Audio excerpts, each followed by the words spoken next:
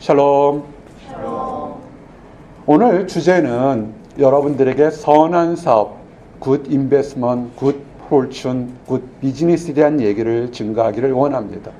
왜 이 말씀을 증가하기를 원하냐면 세상이 너무나 빠르게 변하고 있습니다. 그래서 여러분의 삶에서 가장 황금 같은 시간과 그 능력과 이런 것들을 만약에 나는 이것이 최고라고 생각했는데 헛되게 투자한다면 나중에 돌이키기가 너무 안타까운 것들이 있을 거라 봅니다. 다 나름대로 판단이 있습니다. 그래서 이 비싼 학비와 비싼 물가 속에서 여러분들이 이곳 보스턴에서 최선을 다해서 투자하고 있는 것 같습니다. 세상의 가치관들은 여러분들의 교수님이나 동료들이나 여러분 스스로 판단할 수 있을 거라고 생각합니다. 저는 오늘 여러분들에게 성경에서 인생에서 가장 효과적인 투자가 무엇인지에 대한 얘기들을 좀 나눠보기를 원합니다. 오늘 누가복음 12장 13절에서 21절에 있었던 얘기를 통해서 한 부자가 자기 자신에 대한 얘기를 하면서 그 얘기를 예수님은 어떻게 봤는지를 좀 증가하기를 원합니다. 이 말씀을 증가하기 전에 오늘 주셨던 말씀이 디모데전서 6장 17절에서 19절입니다. 짧은 말씀입니다. 여러분이 성경을 읽고 묵상할 때 주의하게 보셔야 될 것이 뭐냐면 명사도 중요하지만 동사를, 그 성경에 나오는 동사를 중요시 보면 성경이 여러분에게, 저에게 무엇을 말씀하는지를 알 수 있습니다. 이 디모데전서 6장 17절에서 19절의 세 단락에서는 네 가지 핵심적인 단어들, 동사들이 나오게 됩니다. 첫 번째는 인생의 비전이 어디에 두어야 하는 것인가라는 것입니다. 성경은 뭐라냐면 세상에 마음을 두지 말고 모든 것을 주시는 하나님께 두라, 이렇게 되어 있습니다. 두 번째는 인생의 지혜로운 실천을 위해서 무엇을 해야 될까 할 때 성경은 선한 사업, 선을 행하고 선한 사업을 많이 하라고 이렇게 동사로 표시되어 있습니다.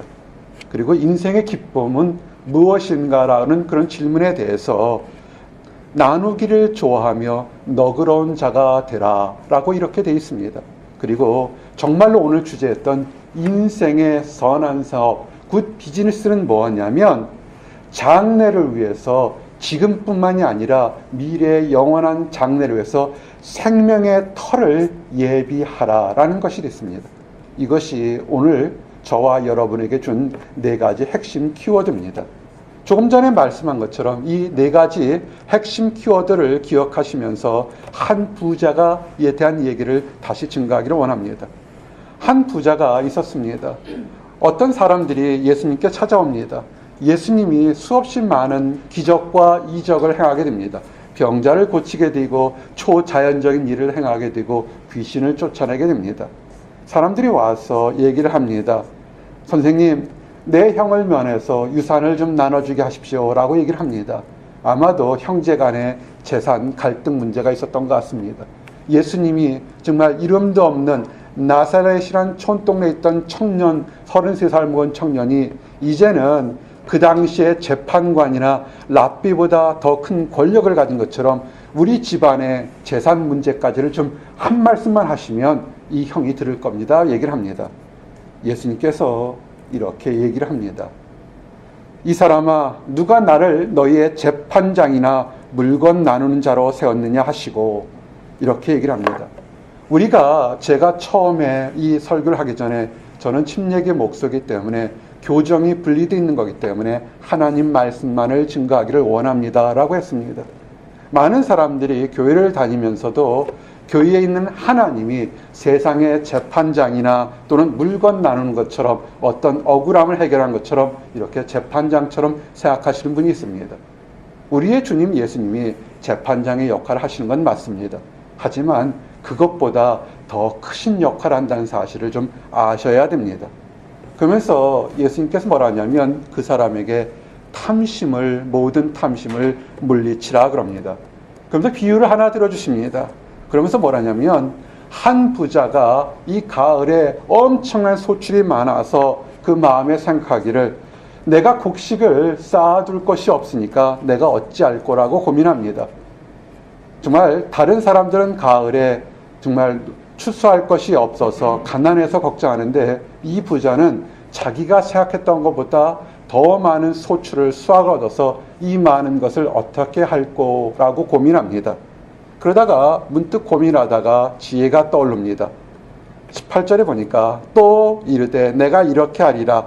내 곳간을 헐고 더 크게 짓고 내 모든 곡식과 물건을 거기 쌓아두리라. 또 내가 내 영혼에게 이르되 영혼아, 여러 해 쓸 무거를 많이 쌓아두었으니 평안히 쉬고 먹고 마시고 즐거워하자 하리라 하되. 아멘. 누가복음 12장 18절에서 19절에 있는 얘기입니다. 정말 멋진 얘기죠. 그해 소출이 너무 많아서 어떻게 할까 고민하다가 지혜 걸려서 큰 창고를 지어서 그곳에 썩지 않게 잘 쌓아두고, 그 쌓아둔 것이 얼마나 많은지 여러 해 동안 먹고 마셔도 부족함이 없고, 이제는 평안히 쉬고서 친구들이나 내가 즐거워하는 것을 하겠다 하는 것입니다. 정말 부러운 얘기가 될 겁니다. 여러분 한 해 투자한 것이 몇 해 동안 먹고 마시고 즐거운 만큼 굿 포춘, 굿 비즈니스가 됐다면 얼마나 기쁘겠습니까? 우리는 정말 이걸 위해서 밤을 새워서 공부를 하고 노력도 하고 평안히 먹을 것을 준비를 합니다. 많은 사람은 실패하지만 이 사람은 성공했습니다.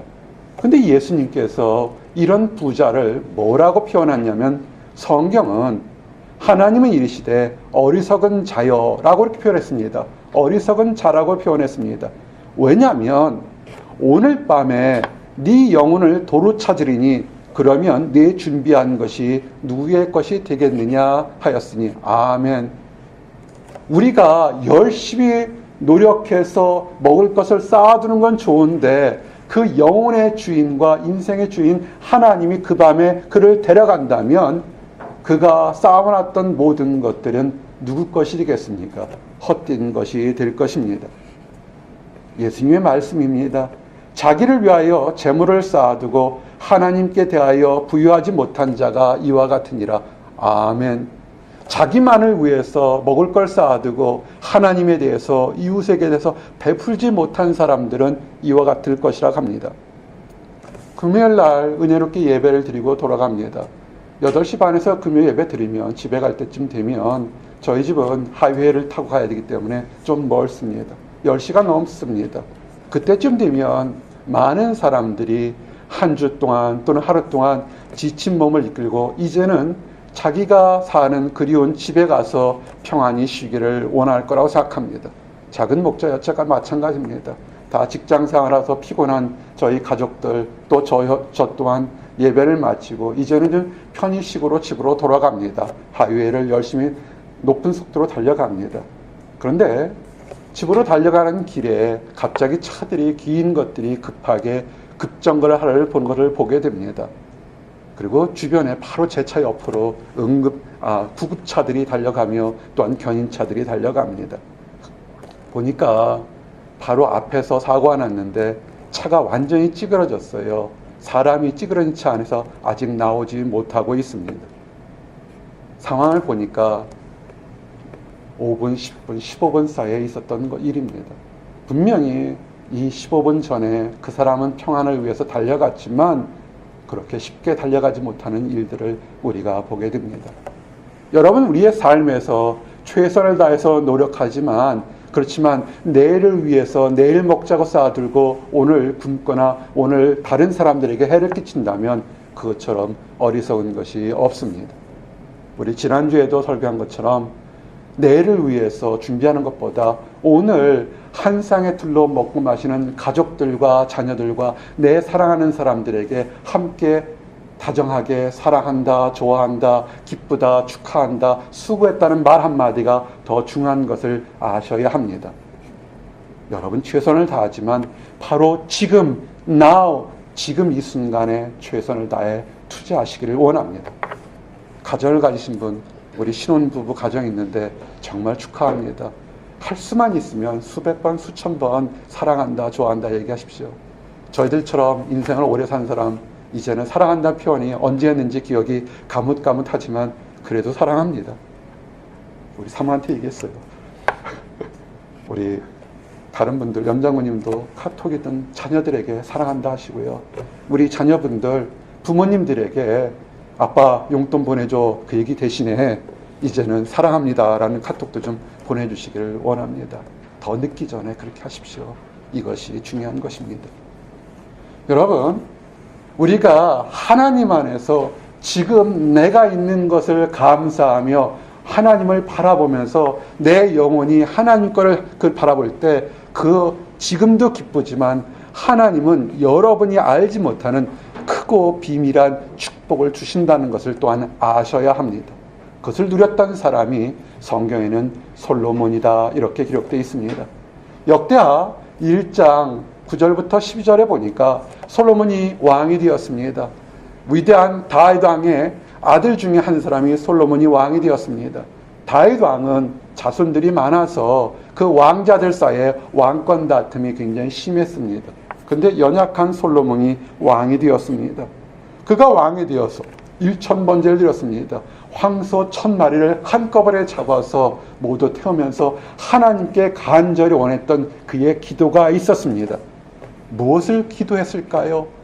그가 기도했던 건 뭐냐면 9절 10절에 보니까 여호와 하나님이여 원하건대 주는 내 아버지 다윗에게 허락하신 것을 이제 굳게 하옵소서.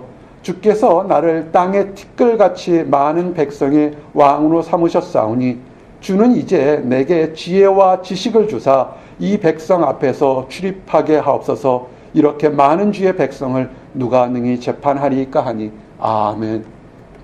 다윗이 통일 왕국을 만들었습니다. 하지만 이스라엘은 12지파의 연합체이기 때문에 언제든지 한순간에 깨질 수 있는 불안정한 연정입니다. 다윗이라는 불세출의 왕 이후에 그 왕자 중에 하나가 왕이 됐는데 솔로몬이 하나님 앞에 구했던 것은 아주 간절하게 이 많은 백성을 다스릴 수 있는 지혜, 하나님의 지혜를 달라고 그랬습니다. 솔로몬의 마음에는 아마 지혜보다는 이 나라가 굳건하게 왕권을 굳힐 수 있는 권력이나 이 나라를 다스릴 수 있는 물질이나 나의 생명이 길게 원할지도 모르겠습니다. 그러나 솔로몬은 그의 지혜가 뭐냐면 그 모든 것이 내가 노력해서 얻는 것이 아니라 하나님이 주시는다는 것을 믿고 알기에 그가 황소 1000마리를 들여가면서 제물을 들여가면서 기도했던 것은 무형의 하나님의 지혜였던 것입니다. 저 한국 떠나 살아서 오래됐지만 황소 한 마리에 얼마나 할까요? 예전에는 제가 대학 다닐 때만 해도 황소 2마리만 팔면 대학을 졸업했어요. 황소값이 빛나서 그 대학의 상합탑이 아니라 우굴탑 그랬어요. 송아지 2마리 팔면 졸업할 정도로 송아지 값이 비쌌습니다. 지금 얼마나 하나요? 한 200만 원 하나요? 잘 모르겠어요. 저는 잘 모르겠습니다. 송아지 값이 하도 떨어졌다 폭락하니까.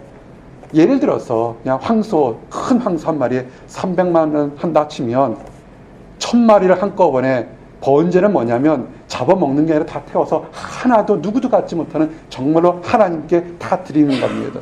얼마치의 예물을 드린 겁니까? 라고 여러분이 계산할 수 있습니다. 근데 그렇게 많은 예물을 드려서 솔로몬이 원했던 것은 눈에 보이지 않고 느낄 수 없는 하나님의 지혜를 원했던 것입니다. 여러분이 기도할 때 직장을 주십시오, 배우자를 주십시오, 건강을 주십시오, 내 자녀들에게 어떤 형통을 주십시오. 눈에 보이는 것을 우리는 기도할 수 있습니다. 근데 솔로몬은 무엇을 기도했냐면 보이지 않는 그러나 확실하게 있다는 믿음 하에 하나님의 지혜를 달라고 기도했던 것입니다. 그런데 하나님이 그 밤에 솔로몬에게 나타나셔서 응답하셨습니다.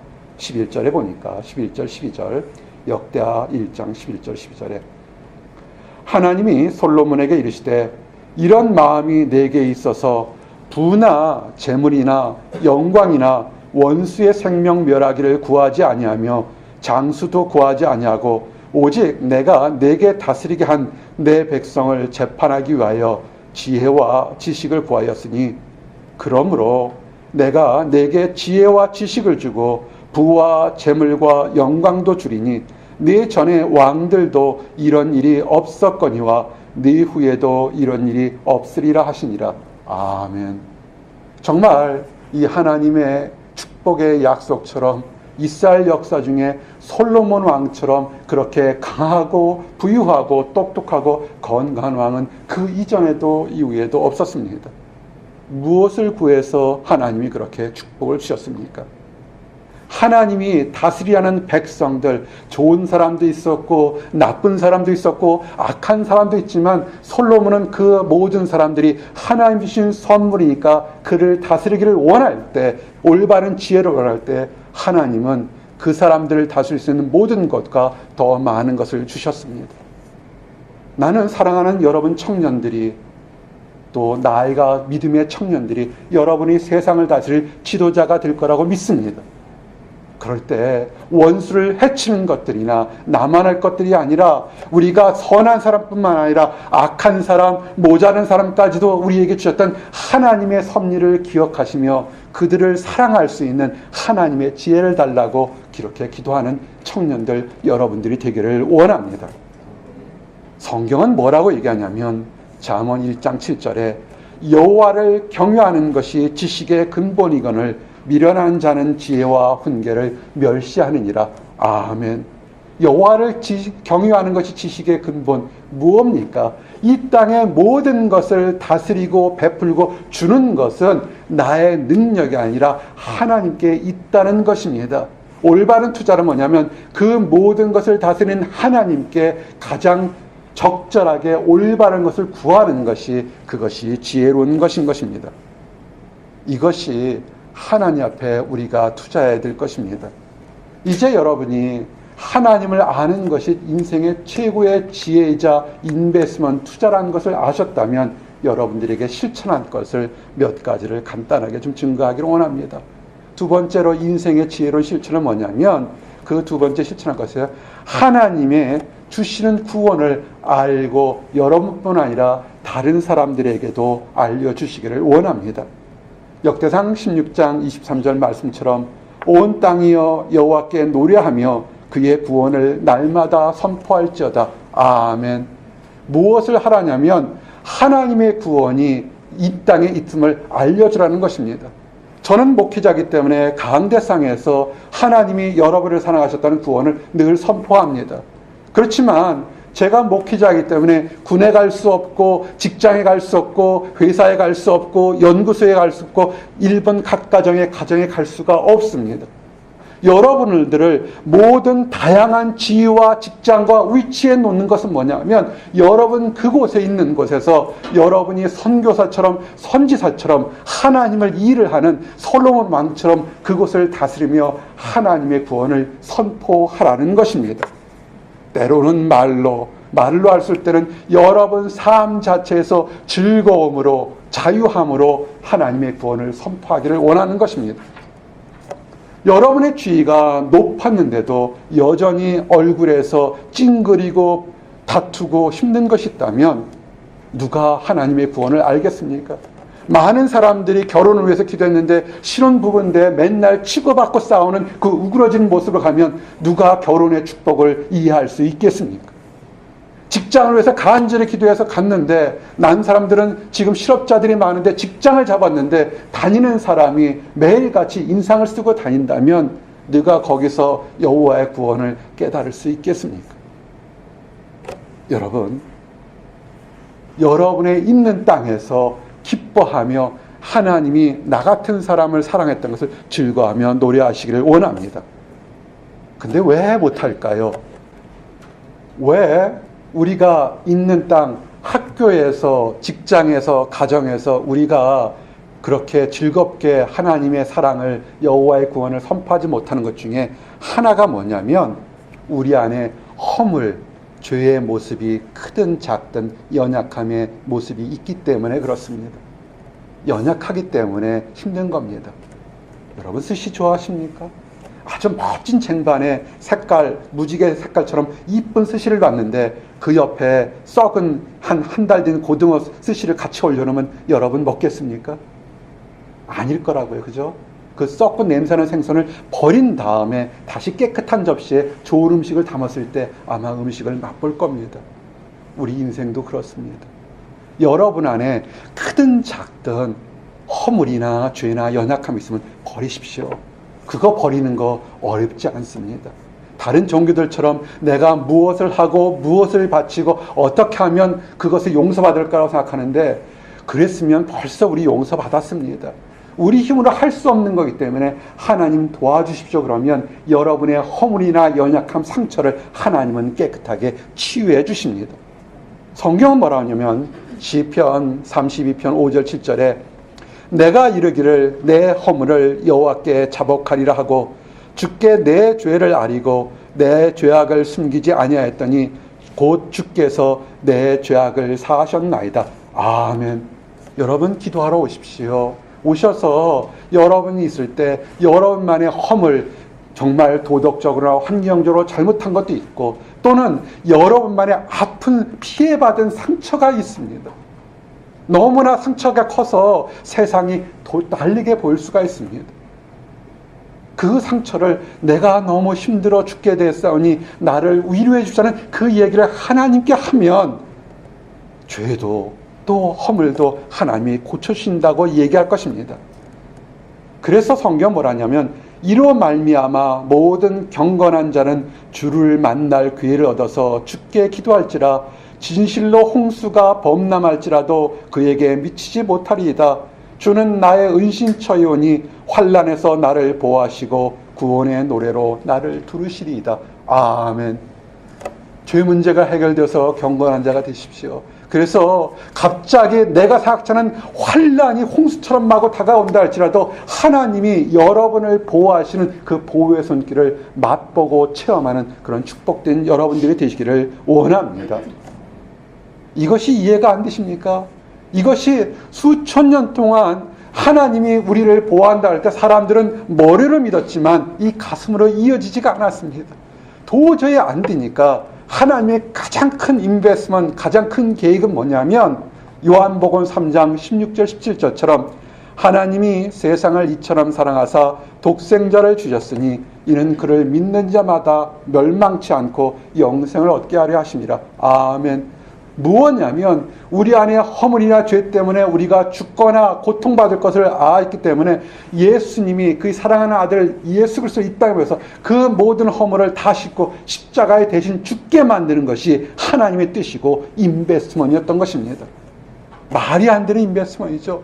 어떻게 하나님의 아들을 우리 같은 힘들고 어렵고 더러운 사람들의 죄악을 대신 감당해서 죽게 만드는 것이 하나님의 인베스먼트 사랑이었던 것입니다. 이유가 뭐냐면 하나님이 그 아들을 세상에 보내신 것은 세상을 심판하려 하심이 아니요 그로 말미암아 세상이 구원을 받게 하려 하심이라. 아멘. 나에게 힘들고 어려운 문제가 있는 거요. 그거 왜 껴안고 계십니까? 예수 그리스도는 우리의 허물을 위해서 대신 죽으심을 까매하면서 내가 너를 구원하겠다는 것을 보여주시기 위해서 그가 십자가에 눈으로 못 박힌 것을 보게 하셨던 것입니다. 그러면 또 까칠한 사람들이 예수라는 청년은 너무나 마음이 따뜻해서 모든 사람들을 위해서 대신 죽는 거 할 수 있다. 정말로 100만 명 중에 1명, 1000만 명 중에 1명 나올 정말 마음이 따뜻한 사람이다. 그렇지만 2000년 전에 죽은 그 예수가 지금 나와 무슨 상관이 있느냐라고 이렇게 질문한 사람들이 있습니다.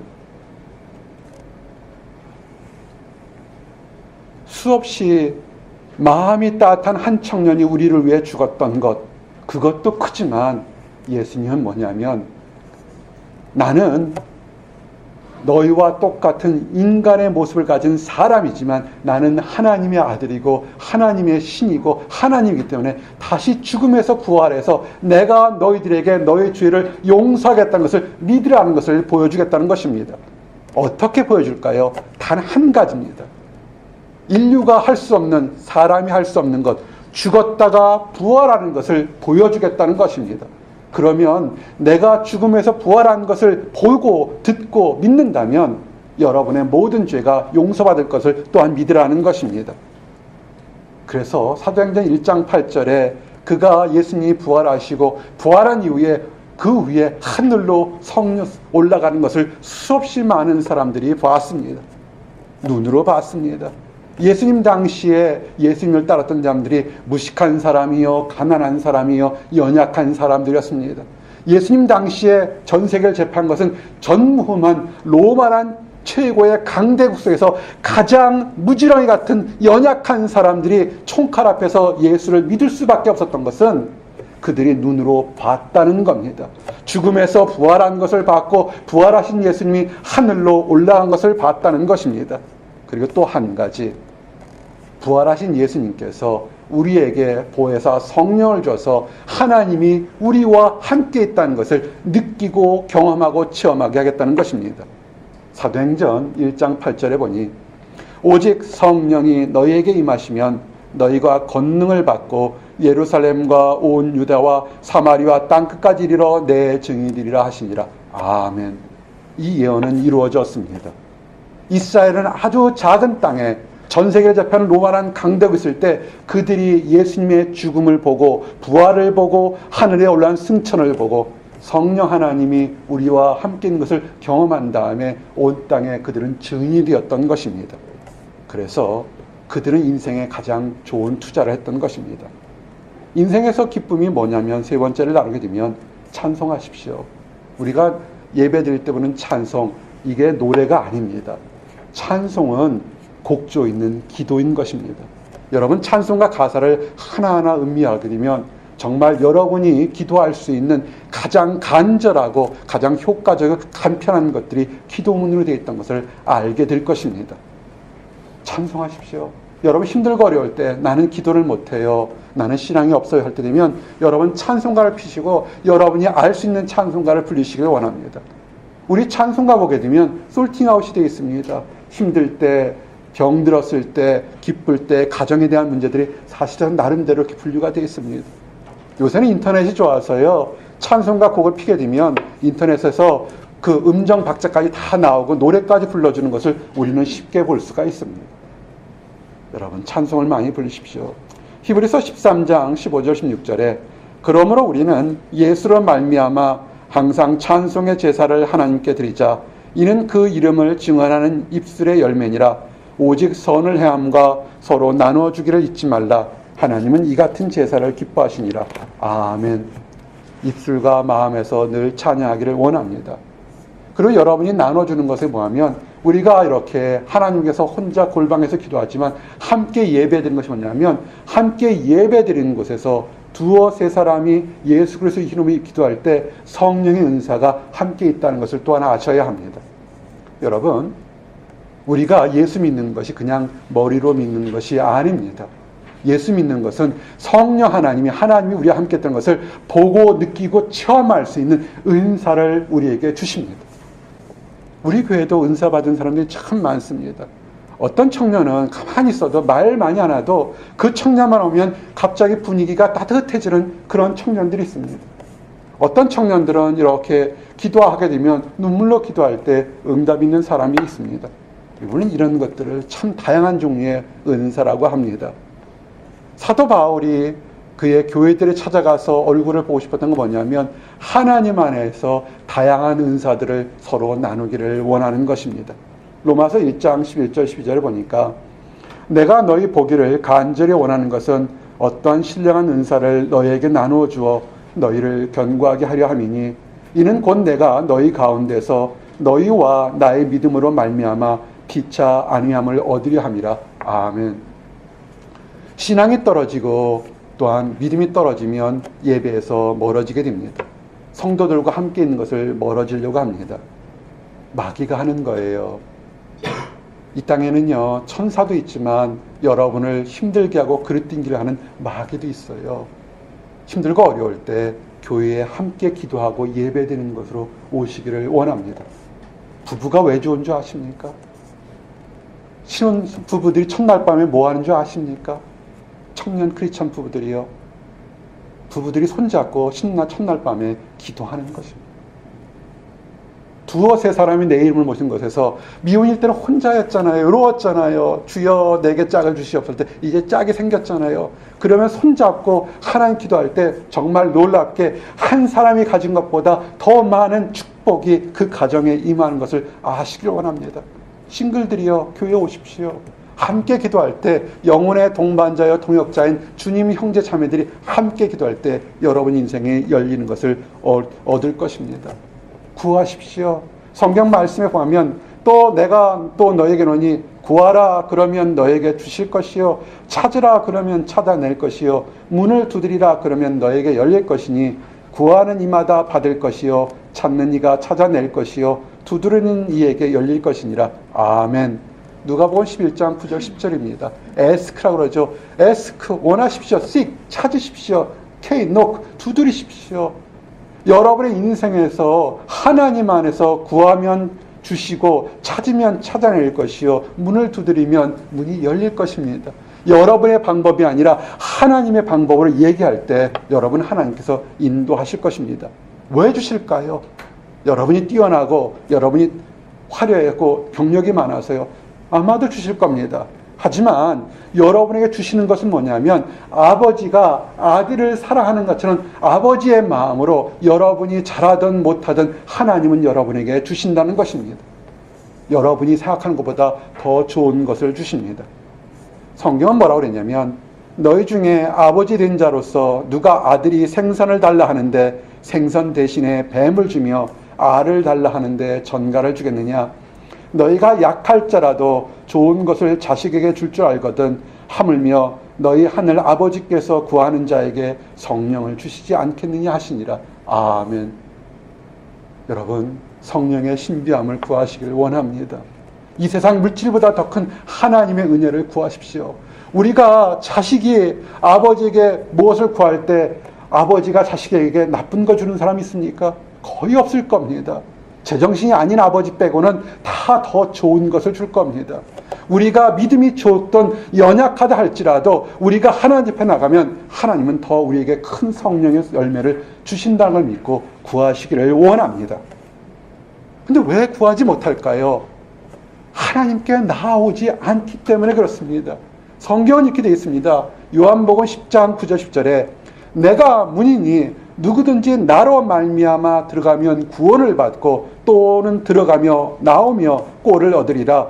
도둑이 오는 것은 도둑질하고 죽이고 멸망시키려는 것뿐이요 내가 온 것은 양으로 생명을 얻게 하고 더 풍성히 얻게 하려 함이라. 아멘. 예수 그리스도가 뭐라냐면 나는 문이라고 그랬습니다. 문으로 들어가야 축복을 열죠.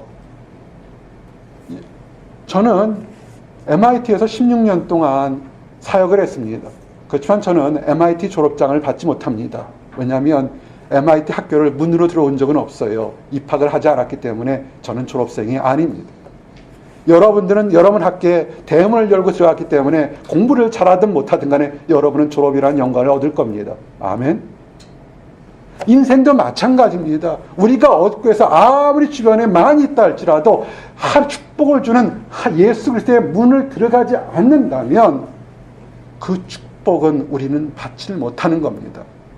예수 그리스도의 축복의 문을 주십시오. 예수님이 여러분에게 원하는 게 뭐가 있습니까? 뭘 바치라고 한 적 없고 뭘 물질을 바치라고 한 적 없고 뭘 얻으라는 것이 하나도 없습니다. 이 땅의 모든 재물과 우주의 모든 것이 예수님께인데 여러분에게 뭘 원하겠습니까? 단 한 가지입니다. 생명의 문이 되신 구원의 문이 된 예수 그리스도로 오라는 겁니다.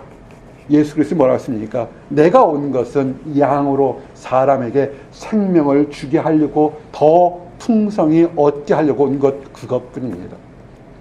우리가 못된 양처럼 그 축복의 문으로 들어가지 않고 다른 곳으로 가면서 내가 힘들다고 한 것뿐입니다.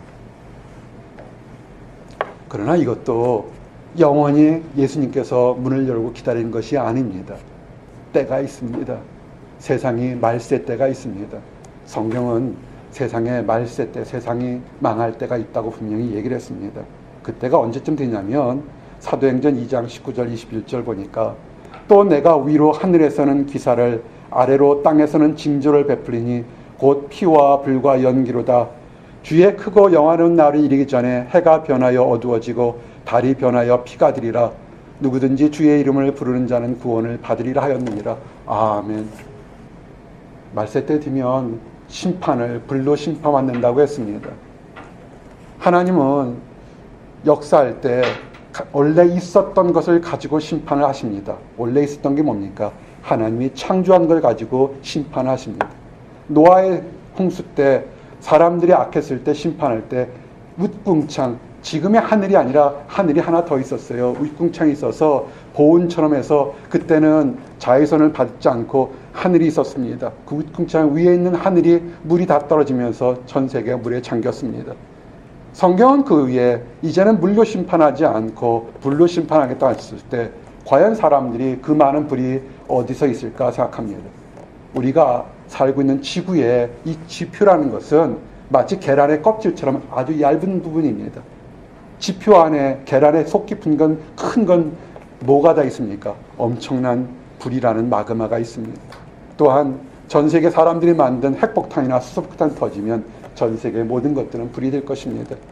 지난번에도 한번 말씀드렸지만 성경 원하는 말세 때가 되면 체질이 풀어지리라 그랬습니다. 체질, 우리말은 이해가 어려운데 그 헬라어는 뭐냐면 아톰이 깨질 때였습니다. 참 놀랍게 벌써 2000년 전에 애톰이 깨질 때, 아톰이 깨졌을 때 나온 것은 뭐였습니까? 1945년 히로시마의 나가사키의 원자폭탄 때 아톰이 터지는 원자폭탄의 그 불과 하는 것을 우리는 봤던 것입니다. 불과 피와 연기를 이제는 옛날에 저 지구 반대편에서 전쟁 나면 알지 못하는 것이 위성이나 방송 때문에 마치 옆 동네에 일어난 것처럼 우리는 다 볼 수 있습니다. 때가 점점 가까우고 있습니다. 어떻게 사느냐면요, 주의 이름을 부르십시오. 하나님 도와주십시오. 광시자처럼 세상을 등질 필요도 없고 누구든지 주의 이름을 부르는 자는 구원을 얻으리라. 예수님 도와주십시오. 예수님 살려주십시오. 예수님은 나의 주님이다. 고백하면 하나님이 도와주신다는 것입니다. 이런 고백이요, 역사를 바꾼 것이 수없이 많습니다. 한 예로, 성경에 나온 한 예를 들면 2000년 전에 있었던 얘기지만 사도행전 16장 25절에서 31절에 사도 바울과 실라가 있었던 얘기입니다. 사도 바울과 실라가 빌립비라는 도시에 가서 복음을 전했습니다. 예수 그리스도가 구원이다 라고 했는데 그의 복음을 구원할 때 그의 복음을 구원하는 걸 듣기 싫어한 무당이나 다른 귀타는 사람들이 그를 고소했습니다. 그래서 묻지도 않고 옥에 가다가 바울과 실라를 때렸습니다. 아무리 2000년 전이라도 그 당시도 로마라는 나라가 있었고 법이 있고 질서가 있었습니다. 문제는 뭐냐면 이 사도 바울은 로마 시민입니다. 그 당시에 로마 시민은 굉장히 특별한 것이기 때문에 함부로 매를 때리거나 감옥에 들어가서는 안 되는 선미였던 것입니다. 매를 맞았습니다. 이유도 없이 매를 맞고 감옥에 갇혔습니다. 그들에게 좋은 것, 선한 것, 병자를 고쳐주고 선한 일을 했는데 그들이 갇혔습니다. 얼마나 마음에 심중에 억울함이 있겠습니까? 그런데 바울과 실라는 그 밤에 옥에 갇혔을 때 그들은 밤에 기도를 합니다. 그때 말씀이 이렇습니다. 25절, 26절 보니까 한밤중에 바울과 실라가 기도하고 하나님을 찬송하며 제소들이 듣더라. 이에 갑자기 큰 지진이 나서 옥터가 움직이고 문이 곧 다 열리며 모든 사람이 매인 것이 다 벗어진지라. 간수가 자다가 깨어 옥문이 열린 것을 보고 죄수들이 도망한 줄을 생각하고 칼을 빼어 자결하라 하거늘. 생각해 보십시오. 애매히 매를 맞고 옥에 갇혔으니 그 마음속에 얼마나 미움이 있었겠습니까? 근데 사도 바울과 실라는 미움이 없었습니다. 왜냐하면 하나님이 계시고 예수님이 이 땅에서 정말 심판자가 되신다면 이 땅에서 억울한 거, 답답한 일 당한 거 하나님이 갚아주실 걸 믿었기 때문에 그들은 그 밤에 오히려 하나님을 알지 못하는 사람들이 불쌍해서 찬양하며 기도했던 것입니다. 찬송했다는 것입니다. 죄수들이요, 뭐가 있었겠어요? 늘 갇혀있기 때문에 새로운 죄수가 들어오게 되면 새로운 외부의 소식이나 또는 일들을 들은 게 궁금해할 겁니다. 바울과 실라가 애매히 고난받고 매를 맞은 것들을 그들은 알았습니다. 근데 죄수들이 다 듣습니다. 근데 갑자기 큰 지진이 일어났습니다. 오늘 아침에 뉴질랜드에 큰 지진이 일어나서 그 쓰나미가 일어나는 걸 여러분 드셨는지 모르겠습니다. 큰 지진이 일어났습니다. 옥터가 흔들렸습니다. 감옥에 있는 문이 다 열렸습니다. 죄수들의 가장 큰 꿈이 뭘까요? 탈옥일 겁니다. 근데 성경에 보면 죄수들이 옥문이 다 열리고 도망갈 수 있는데 하나도 도망가지 않았습니다. 간수가 나가서 옥문이 열린 걸 보고 죄수들이 탈옥한 걸 보면 로마 시대 때 아무리 간수지만 자기 책무를 다하면 그건 사형입니다. 그래서 이래다 사형당하나 저래 사형당하나 생각해서 가족들을 구하려고 자기가 자결을 하려고 합니다. 근데 사도 바울이 28절 29절에 얘기합니다. 바울이 크게 소리질러 이르되 내 몸을 상하지 말라. 우리가 다 여기 있노라 하니 간수가 등불을 달라고 하며 뛰어들어가 무서워 떨며 바울과 실라 앞에 엎드리고 그들을 데리고 나가 이르되 선생들이여 내가 어떻게 하여야 구원을 받으리까 하거늘. 갑자기 반전이 됐습니다. 여러분이 억울하게 매맞고 옥에 갇히고 힘들고 감옥에 있는 것처럼 갑갑한 환경이 있을 때 여러분들은 어떻게 하십니까? 라는 질문을 할 수 있습니다. 하나님을 믿는 사람이라면 그 밤에 찬양하십시오. 힘들고 어려울 때 하나님 찬양하십시오. 나 같은 죄인 살리시는 하나님을 찬양하고 내 모든 것을 위해 하나님을 찬양하십시오. 그럴 때 그 주변에 하나님을 전혀 알지 못하는 사람들도 그 마음에 감동이 돼서 옥문이 열렸을 때 아무도 가지 않았습니다. 기적의 역사가 일어난 겁니다. 간수가 부들부들 떨면서 바울과 실라 앞에서 얘기를 합니다. 선생님이요, 호칭이 바뀌었어요. 어떻게 해야 내가 구원을 받겠습니까? 어떻게 내가 당신을 때리고 옥에 가뒀는데 어떻게 나 같은 사람을 이렇게 사랑하면서 내가 구원을 받겠습니까? 여러분 힘들게 한 원수들, 그것이 여러분 자기 자신이든 타이든 간에 그거 용서하고 하나님 앞에 구원을 선포하며 찬양하기를 원합니다. 아멘. 그럴 때 놀라운 역사가 있으면서 하나님의 얘기가 있습니다. 사도행전 16장 31절을 주 예수를 믿으라. 그러면 너와 내 집이 구원을 받으리라. 아멘. 혹시라도 함께 있는 사람들 중에서 여러분의 가정에 여러분이 처음으로 예수를 믿는 그런 사람들 있을 겁니다. 아니면 처음으로 교회에 나오신 분들이 있을 겁니다. 근데 그 전에 나오기 전까지 이 사도 바울과 실라처럼 억울한 일을 당했던 사람 있을 겁니다. 찬양하십시오. 눈물을 흘리시던 답답하던 가슴을 치던 하나님께 찬양하십시오.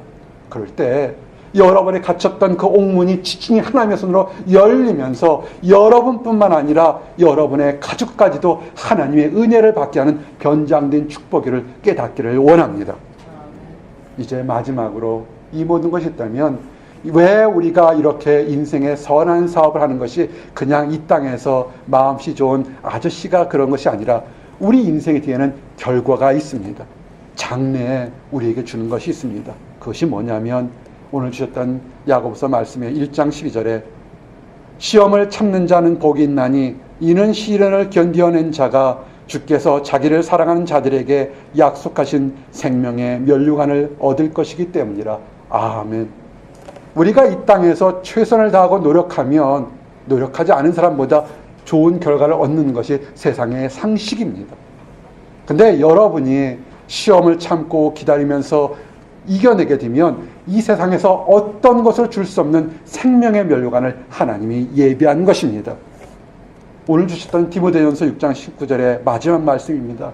인생의 지혜로운 투자가 무엇이냐면 이것이 장래에 자기를 위하여서 좋은 터를 쌓아 참된 생명을 취하는 것이니라. 아멘. 여러분이 힘들고 어려운 이 보스턴에 부르신 것은 하나님의 스페셜 플랜인 것입니다.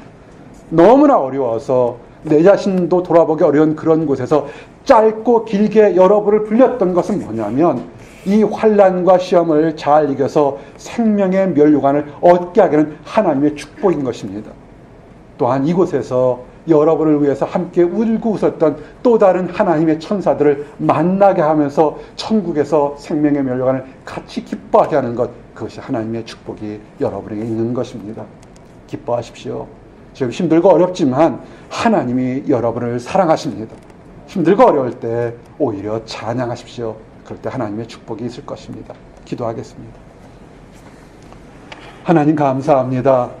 우리를 이 힘들고 어려운 보스턴 땅에 불러주심을 인하여 감사합니다.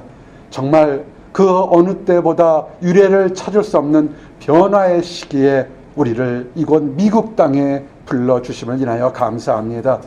아버지, 우리의 1분 1초를 하나님께 투자할 수 있도록 인도해 주셔서 선한 사업에 투자해서 이 땅 살아갈 때 하나님의 아름다운 향기가 다른 사람들에게 전달될 수 있도록 인도하여 주시옵소서. 또한 시험을 잘 참아 이겨내서 우리에게 주시는 생명의 면류관을 모든 사람들이 다 받을 수 있도록 인도하여 주시옵소서. 하나님을 믿는다고 하면서 아직 하나님이 주시는 축복을 맛보지 못한 사람이 있습니다. 알지 못하기 때문에 하나님을 모르는 사람들이 있습니다. 주여, 그들을 사랑하신 줄 압니다. 아버지, 그 모든 사람들에게도 하나님이 예비한 축복의 축복을 다 맛볼 수 있도록 인도하시고, 하실 수 있으면 우리들도 그 사람들에게 사랑과 따뜻한 마음을 전하는 전달자가 될 수 있도록 인도하여 주시옵소서. 감사합니다. 예수 그리스도 이름 받들어 기도드렸습니다. 아멘.